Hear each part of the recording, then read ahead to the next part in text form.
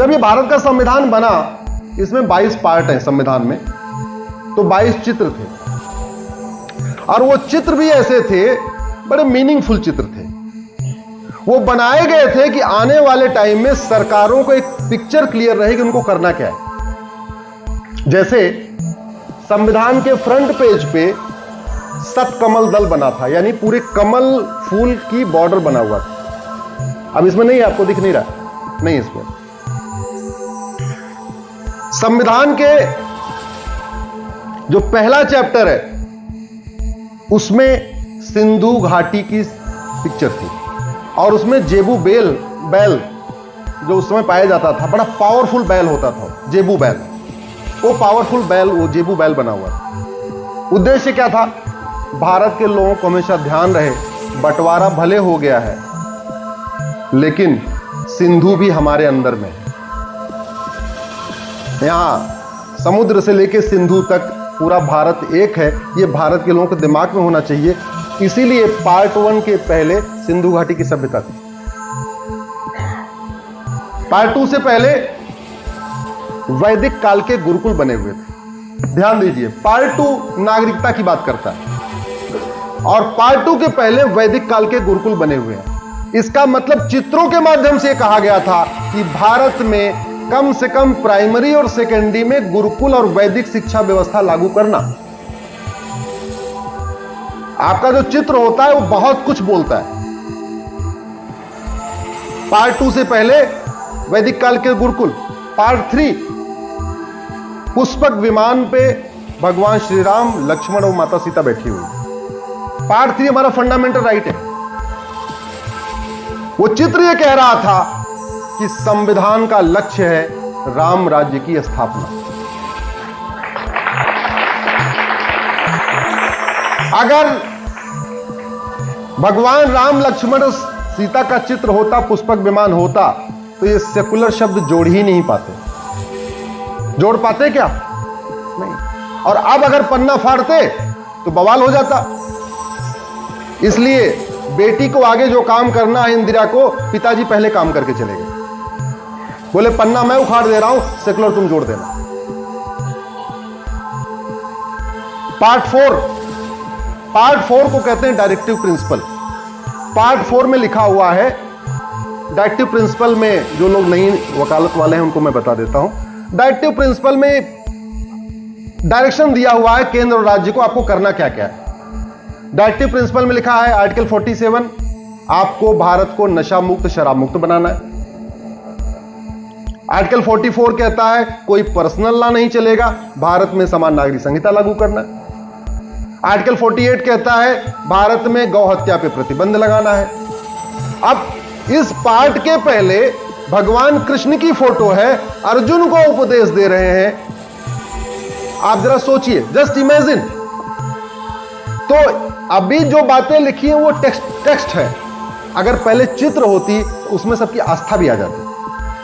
आस्था आ जाती, आप लोग पूछना शुरू करते, अरे भैया 44 कब लागू होगा, कॉमन सिविल कोड कब आएगा, 47 कब लागू होगा, नशाबंदी शराबबंदी कब होगी, 48 कब लागू होगा, गौहत्या प्रतिबंध कब लगेगा, 38 कब लागू करोगे, गरीबी भूखमरी कब खत्म होगी, गरीबी भूखमरी खत्म करने के लिए जनसंख्या नियंत्रण कानून कब बनाओगे। आप पूछना शुरू कर देते, इसलिए पहले चित्रों को हटा दिया। पार्ट 5 है यूनियन, विधायिका, कार्यपालिका, न्यायपालिका, मतलब सुप्रीम कोर्ट है, केंद्र सरकार है।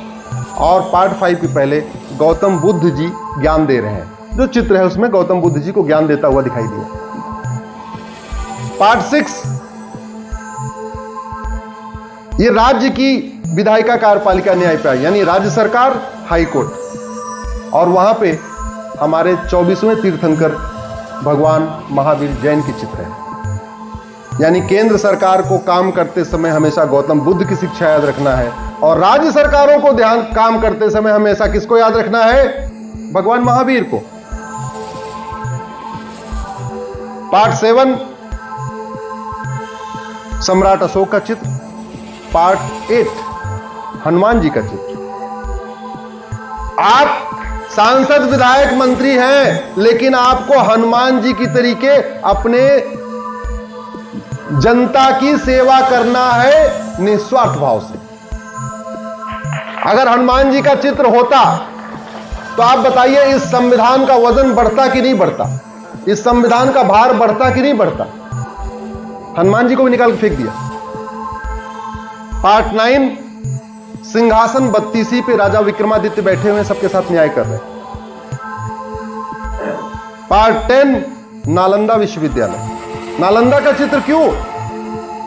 दुनिया को यह बताने के लिए कि जब तुम लोग भूखे नंगे थे, केले का पत्ता पहन के घूम रहे थे, तब हमारे पास नालंदा विश्वविद्यालय था, जहां रिसर्च होता था, जहां वेद विज्ञान पढ़ाया जाता था।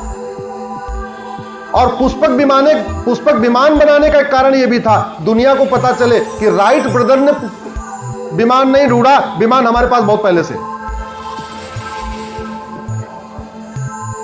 पार्ट 11 राजा भरत, जिनके नाम पे हमारा देश भारत है। अगर राजा भरत का चित्र होता तो भारत कभी इंडिया बन पाता क्या? बोले जरा। भारत को इंडिया बनाना था, इसलिए राजा भरत को निकाल के फेंक दिया। पार्ट 12 नटराज के रूप में भगवान शिव। नटराज के रूप में भगवान शिव क्यों? सीधे शिव क्यों नहीं? क्योंकि नटराज की जो मूर्ति है उसमें अर्धनारीश्वर है, उसमें शंकर जी पार्वती जी दोनों हैं। ये बताने के लिए कि यहां पे हमारी सोच ये है, नारी तू नारायणी, यत्र नारंती पूज्यते रमनते तत्र देवता। हम महिलाओं का सम्मान करते हैं, महिलाओं की पूजा करते हैं, इसलिए नटराज की मूर्ति रखी गई शिव की। पार्ट 13 राजा भगीरथ, गंगा जी ऊपर से आ रही हैं, राजा भगीरथ हैं बैठे हुए। पार्ट 15 मराठा छत्रपति शिवाजी और गुरु गोविंद सिंह। पार्ट 15 इलेक्शन से संबंधित है, और इलेक्शन जिसमें हम लोग वोटिंग करते हैं, सांसद विधायक चुनते हैं, उसके पहले किसका चित्र है? छत्रपति शिवाजी महाराज का और गुरु गोविंद सिंह का। जानते हैं मैसेज क्या था? मैसेज ये था, वोट देते समय इन दोनों महापुरुषों को याद रखना जिन्होंने धर्म रक्षा के लिए अपना बलिदान, सर्वस्व बलिदान किया।